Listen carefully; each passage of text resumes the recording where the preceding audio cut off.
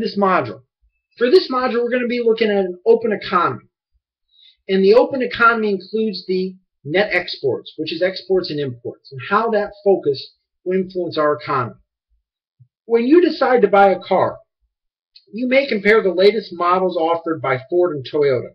When you take your next vacation, you may consider spending it on the beach in Florida or in Mexico.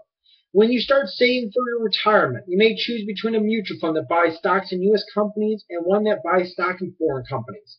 In all these cases, you are participating not just in the U.S. economy, but in all economies around the world. Openness to international trade yields clear benefits. Trade allows people to produce what they produce best and to consume the greater variety of goods and services produced around the world. International trade can raise the living standards in all countries by allowing each country to specialize in producing these goods and services in which it has a comparative advantage. So far, our development of macroeconomics has largely been ignored in the economy's interaction with them around the world. For most questions in macroeconomics, international issues are peripheral.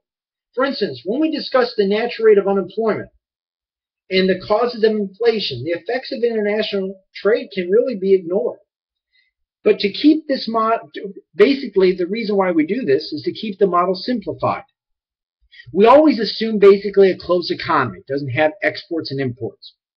When macroeconomists start to study an open economy, they are looking at an economy that interacts freely with other economies around the world. They encounter a whole set of new issues. This chapter and the next provides an introduction to open economy macroeconomics. We're going to begin closely by discussing the key macroeconomic variables that describe an open economy's interaction in the world markets. You may have noticed mention of these variables: exports, imports, trade balances, exchange rates, when reading news reports or watching the nightly news. Our first job is to understand what these data mean.